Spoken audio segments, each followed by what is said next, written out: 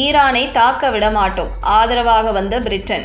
சொந்த இராணுவ தளத்தை பயன்படுத்த ட்ரம்புக்கு அனுமதி மறுப்பு.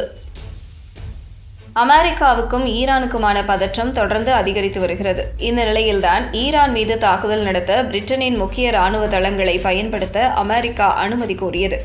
அதற்கு பிரிட்டன் மறுப்பு தெரிவித்துள்ளது. இதனால் ஈரான் ஹாப்பியாகியுள்ளது. அமெரிக்காவுக்கும் ஈரானுக்கும் இடையேயான மோதல் தொடர்ந்து அதிகரித்து வருகிறது. ஈரான் அணு ஆயுதம் தயாரிப்பதை நிறுத்திவிட்டு அமெரிக்காவுடன் ஒப்பந்தம் செய்ய வேண்டும் என்று அமெரிக்க அதிபர் டொனால்டு ட்ரம்ப் கூறி வருகிறார். ஈரான் அணு ஆயுதம் தயாரிப்பதை நிறுத்திவிட்டு அமெரிக்காவுடன் ஒப்பந்தம் செய்ய வேண்டும் என்று அமெரிக்க அதிபர் டொனால்டு ட்ரம்ப் கூறி வருகிறார். இது தொடர்பாக அமெரிக்கா ஈரான் இடையே 2 கட்டங்களாக பேச்சுவார்த்தைகள் நடத்தியும் உடன்பாடு எட்டப்படவில்லை. இதனால் ஈரான் மீது அமெரிக்கா தாக்குதல் நடத்த வாய்ப்புள்ளதாக கூறப்படுகிறது. டொனால்டு ட்ரம்ப் தொடர்ந்து ஈரானை மிரட்டி வருகிறார். விரைவில் ஒப்பந்தம் செய்ய வேண்டும், இல்லாவிட்டால் ஈரான் மோசமான விளைவுகளை சந்திக்க நேரிடும் என்று மிரட்டியுள்ளார். அது மட்டுமின்றி அமெரிக்கா தற்போது USS ஆப்ரஹாம் லிங்கன் உள்பட 2 பெரிய போர்க்கப்பல்களை வைத்து ஈரானை மிரட்டி வருகிறது. இது போதாது என்று F-35, F-16 உள்பட பல போர் விமானங்களை மத்திய கிழக்கில் அமெரிக்கா குவித்து வருகிறது. இது ஈரானை பதற்றமடைய வைத்துள்ளது. இருப்பினும் ஈரானும் அமெரிக்காவுக்கு பதிலடி கொடுக்க தயாராகி வருகிறது.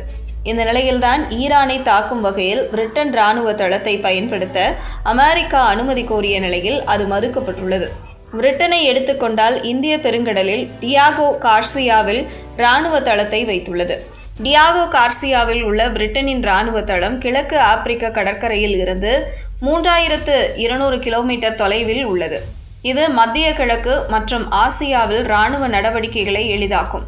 இதனால் அந்த இராணுவ தளத்தை பயன்படுத்த அமெரிக்கா பிரிட்டனிடம் அனுமதி கோரியுள்ளது. அதற்கு பிரிட்டன் அனுமதி வழங்க மறுத்துள்ளது. சர்வதேச சட்டம் மற்றும் மத்திய கிழக்கு பிராந்தியத்தின் அமைதியை காரணம் காட்டி பிரிட்டன் இந்த அனுமதியை கொடுக்க மறுத்துள்ளது.